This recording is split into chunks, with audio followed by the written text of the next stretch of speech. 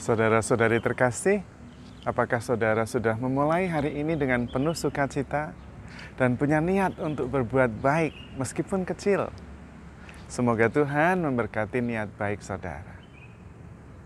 Sebetulnya hari ini saya tidak ingin merenungkan Injil hari ini, tetapi ketika saya membacanya, ada dorongan kuat bahwa ini sangat inspiratif. Injil hari ini itu sangat sederhana, yaitu tentang para murid yang lupa membawa roti. Hanya ada satu roti, padahal mereka ada 12, ditambah Yesus 13. Dan mereka sedang di dalam perahu. Tidak bisa membeli roti di atas perahu. Tidak ada penjual, mereka perahu sendiri, tidak cukup besar, hanya cukup untuk mereka. Tidak ada lagi yang bisa dimakan. Dan Yesus mendapat ide dari lupa membawa roti itu. Kemudian Yesus mengatakan, hati-hatilah dengan ragi orang Farisi dan ragi Herodes. Dan mereka tidak mengerti. Mereka berpikir bahwa Yesus berbicara tentang ragi itu karena mereka lupa bawa roti. Saudara-saudari terkasih, kemudian Yesus mengingatkan, kamu ini ya tetap tidak ngerti. Mempunyai mata, tidak melihat, mempunyai telinga, tidak mendengar. Apakah kamu lupa, saya itu bisa memperbanyak roti. Dari 5 roti, 2 ikan menjadi 12 bakul sisanya. Untuk 5.000 orang. Kamu kok ya masih khawatir? Apa yang patut kita renungkan dari bacaan ini? Yang patut kita renungkan pertama, memang hati-hati dengan ragi orang Farisi dan ragi Herodes. Apa itu? Ragi itu adalah kesombongan. Herodes menjadi sombong karena berkuasa. Dia merasa bisa mengatur apa saja. Bahkan menjatuhkan hukuman kepada Yesus. Bahkan mempermainkan Yesus. Dan dia biasa sekali menghukum mati seseorang. Sombong karena kuasa, karena berkuasa. Dan itu hati-hati. Kalau ragi Farisi adalah sombong juga, tetapi karena merasa benar, merasa lebih baik dari yang lain. Dia bisa menyalahkan orang lain, bahkan kemudian bisa memberikan kesaksian palsu dengan alasan yang sangat luhur. Mereka merasa lebih pintar, lebih suci daripada orang lain. Hati-hati dengan kedua hal itu.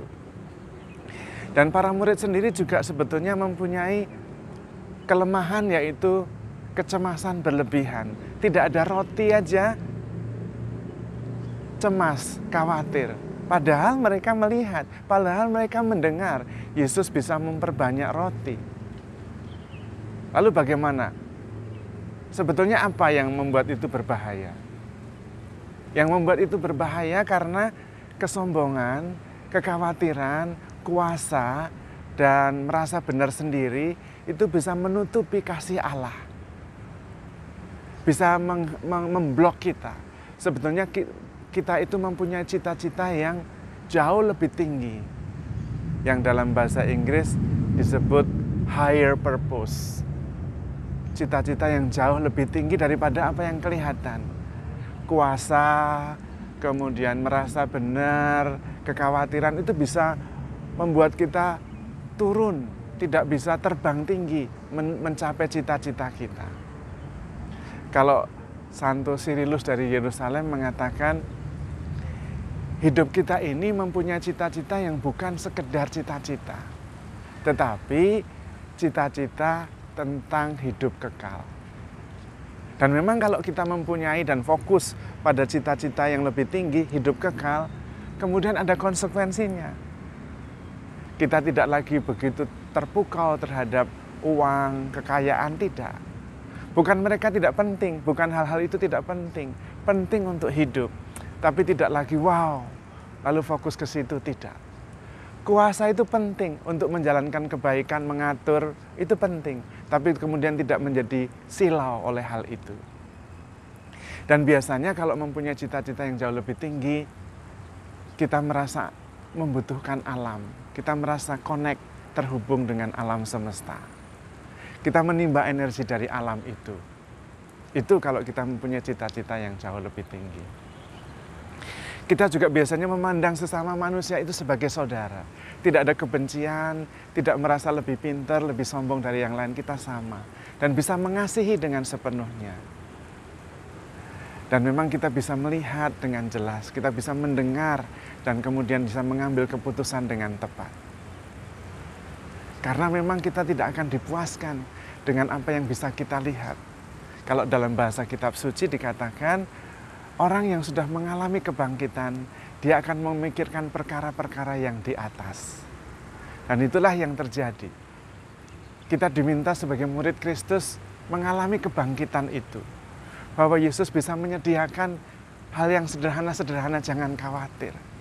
Tetapi kita mempunyai cita-cita yang jauh lebih tinggi. Jangan kemudian terbelenggu, seperti dirantai, menjadi terbebani berat oleh hal-hal yang nampak yang suatu ketika akan hilang. Bagaimana caranya supaya kita tidak terkuasai oleh kuasa, kesombongan, dan kekhawatiran? Percaya kepada Tuhan. Yang kedua, kuasa, materi itu suatu ketika akan hilang. Perkara-perkara yang di atas itu adalah damai sejahtera, sukacita, kemurahan hati, pengampunan, dan rasa syukur. Percaya bahwa Tuhan itu bersama kita, dan kalau hanya masalah makan, minum itu jangan khawatir. Dan kita tidak membutuhkan banyak sebetulnya. Kita harus ingat bahwa kita mempunyai cita-cita yang jauh lebih tinggi dari apa yang kita bisa lihat di dunia ini, yaitu hidup kekal, kebaikan, kesempurnaan, cinta kasih, sukacita, damai sejahtera. Mudah-mudahan dengan sungguh-sungguh fokus kepada perkara-perkara yang di atas, kita kemudian menemukan jalan untuk sungguh-sungguh melihat cahaya yang ditunjukkan oleh Tuhan. Dan kita sendiri bisa menjadi cahaya di mana-mana. Menjadi saudara bagi semua orang, menjadi berkat dimanapun kita diutus, dan kemudian kita bisa selalu membawa harapan. Bahwa di dalam Tuhan selalu ada jalan. Di dalam Tuhan selalu ada berkat. Tuhan memberkati.